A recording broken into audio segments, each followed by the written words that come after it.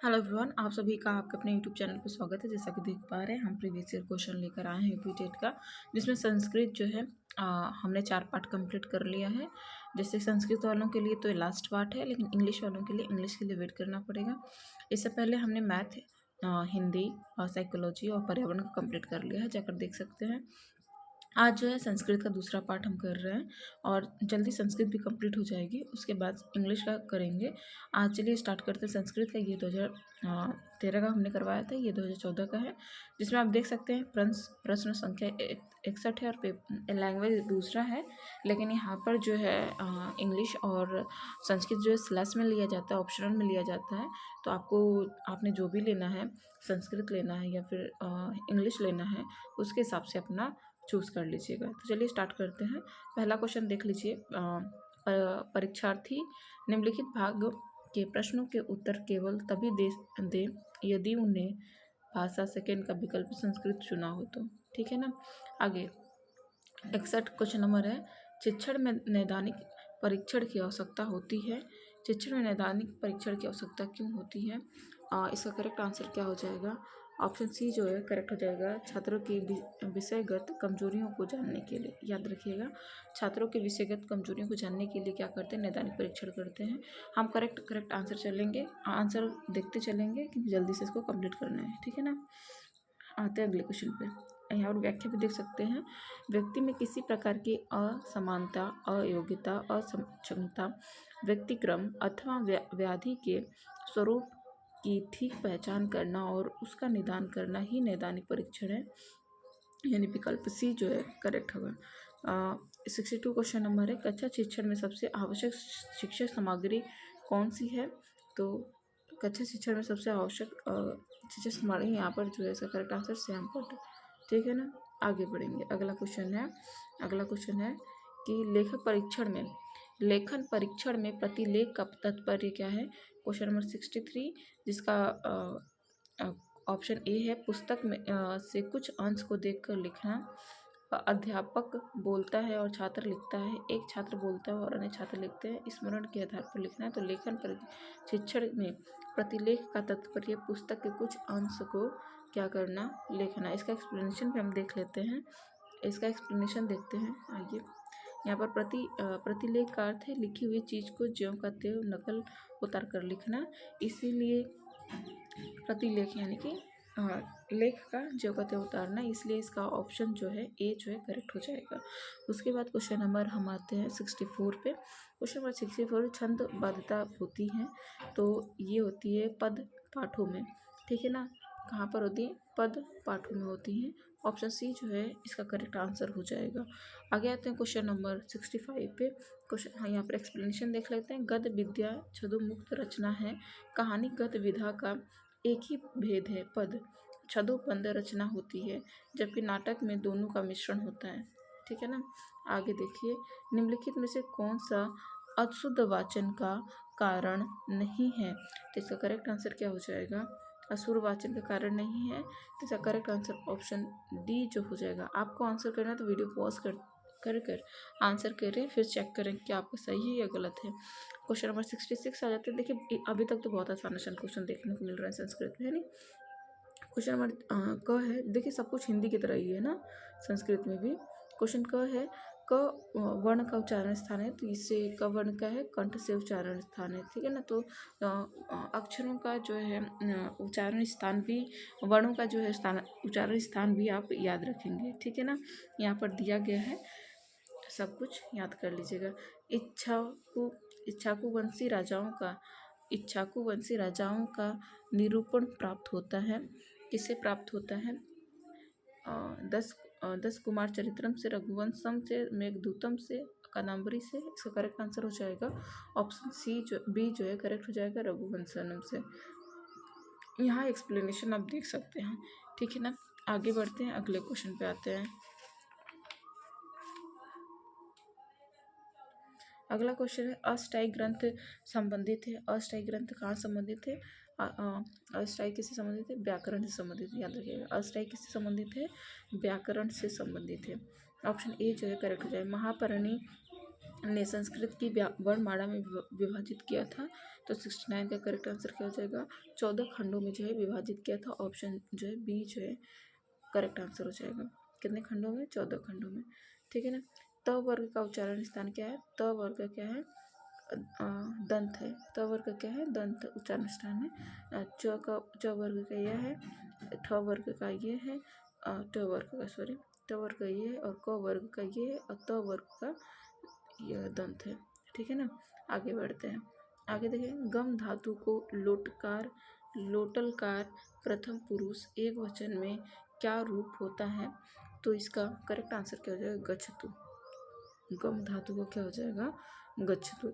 ये जो है करेक्ट आंसर हो जाएगा। आगे बढ़ेंगे, यहाँ देख लीजिएगा। उसके पित्रा पितृ पित्रा पितृ शब्द के किस विभक्ति एवं वचन का रूप है? तो 72 का करेक्ट आंसर हो जाएगा ऑप्शन सी, तृतीय विभक्ति, तृतीय एक वचन का जो है ये रूप है। यहाँ पर देख सकते हैं एक्सप्लेनेशन। अगर हम नीचे आते हैं नीचे आते हैं तो एक्सप्लेनेशन भी आप देख सकते हैं। ठीक है ना। एक्सप्लेनेशन जरूर दिए, एक्सप्लेनेशन से ही बहुत सारे क्वेश्चन रिपीट होते हैं। ठीक है। आगे चलेंगे, अगले क्वेश्चन पे आते हैं। अगला क्वेश्चन है अष्ट अष्टविसंति शब्द का अर्थ होता है, यानी कि अक्षरों को संस्कृत में कैसे लिखा जा रहा है। ये क्वेश्चन आपने देखा है, पिछली बार भी रिपीट हुआ था, अभी भी आ रहा है। ठीक है ना। तो ये आपको याद कर लेना है, इस पर ज़्यादा तोड़ लेना। तो 28 को क्या कहते हैं?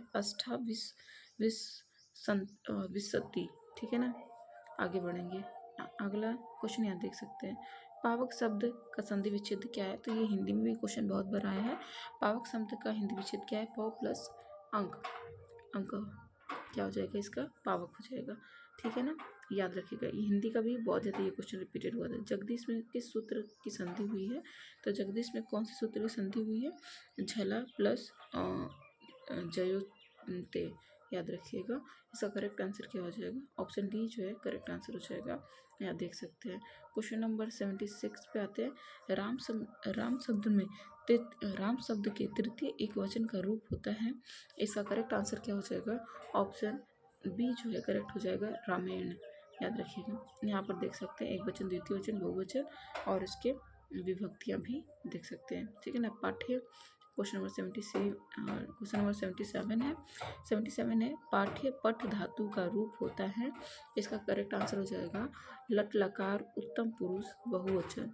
याद रखिएगा, ऑप्शन ए जो है करेक्ट हो जाएगा। आगे बढ़ते हैं, अगले क्वेश्चन पे आते हैं। यहाँ पर एक्सप्लेनेशन देख लीजिएगा। अगला क्वेश्चन है, दा धातु में कत्वा प्रत्यय का योग करने पर होता है। दा धातु में अगर हम कत्वा का प्रयोग प्रत्यय का प्रयोग करते हैं तो क्या हो जाएगा? ऑप्शन डी दत्वा हो जाएगा। क्या हो जाएगा? दत्वा। दत्वा। ऑप्शन सी जो है इसका करेक्ट आंसर हो जाएगा। आगे अगला क्वेश्चन है स पादेन खन्य अस्ति वाक्य में पादेन पद में तृतीय विभक्ति का विधायक सूत्र है। तो तृतीय विभक्ति का विधायक सूत्र क्या हो जाएगा? ऑप्शन बी जो है इसका करेक्ट हो जाएगा, यणंग विकारम। यणंग विकारः जिसका करेक्ट आंसर हो जाएगा। आगे बढ़ेंगे, संस्कृत के प्रत्येक लकार के पुरुष होते हैं। तो संस्कृत के प्रत्येक लकार के कितने पुरुष होते हैं? 3 पुरुष होते हैं। याद रखिएगा। आगे देख सकते हैं यहाँ कौन कौन से होते हैं। प्रथम पुरुष, अन्य पुरुष, मध्यम पुरुष, उत्तम पुरुष। ठीक है ना। आगे बढ़ते हैं। आगे अगला क्वेश्चन है 81, संस्कृत में भविष्य काल के लिए प्रयोग किया जाता है। तो संस्कृत में भविष्य काल के लिए क्या प्रयोग किया जाता है? लृटकार, रिटलकार।